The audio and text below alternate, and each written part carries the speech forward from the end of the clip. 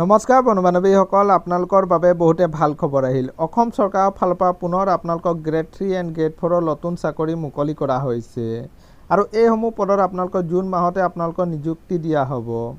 অৰ্হতা বিচৰা হৈছে 8 পাছ, 10 পাছ, 12 পাছ সকলোৱে আবেদন কৰিব পাৰিব আৰু এইসমূহ পদৰ বাবে কোনো ধৰণৰ আপোনালোকে ৰিটেন এক্সাম দিব নালাগে।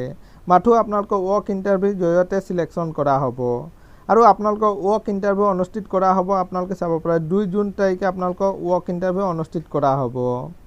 কি পদ আছে, কিমান বয়সলৈকে আবেদন কৰিব পাৰিব আৰু কিদৰে আপোনালোকে আবেদন কৰিব, সবিশেষ জানিবৰ কাৰণে আমাৰ এই ভিডিঅ'টো আপোনালোকে শেষলৈকে চাই থাকিব।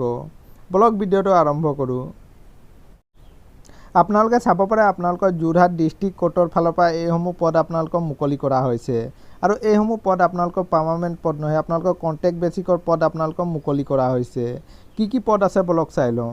প্ৰথম পদটো আছে আপোনালোকৰ অফিচ এছিষ্টেণ্টৰ। ইয়াত আপোনালোকৰ টোটেল এটা ভেকেঞ্চি মুকলি কৰা হৈছে আৰু 2 নম্বৰ পদটো আছে আপোনালোকৰ পিয়নৰো বাবে আপোনালোকৰ টোটেল এটা ভেকেঞ্চি মুকলি কৰা হৈছে আৰু আপোনালোকৰ অফিচ এছিষ্টেণ্টৰ পদটোৰ বাবে আপোনালোকৰ কোৱালিফিকেশ্যন বিচাৰিছে গ্ৰেজুৱেশ্যন কৰা হ'ব লাগিব, লগতে আপোনালোকৰ কম্পিউটাৰ নলেজ থাকিব লাগিব আৰু বয়সৰ সময়সীমা বিচৰা হৈছে 21 বছৰৰ পৰা আপোনালোকে 40 বছৰলৈকে আবেদন কৰিব পাৰিব আৰু পিয়নৰ পদটোৰ বাবে আপোনালোকৰ কোৱালিফিকেশ্যন বিচাৰিছে মিনিমাম আপোনালোকে 8 পাছ কৰা হ'লে আপোনালোকে আবেদন কৰিব পাৰিব আৰু বয়সৰ সময়সীমা বিচৰা হৈছে 21 বছৰৰ পৰা আপোনালোকে 40 বছৰলৈকে আবেদন কৰিব পাৰিব আৰু এইসমূহ পদৰ বাবে কোনো ধৰণে আপোনালোকে এপ্লাই কৰিব নালাগে। আপোনালোকে ডাইৰেক্ট গৈ আপোনালোকে ইণ্টাৰভিউ দিব পাৰিব।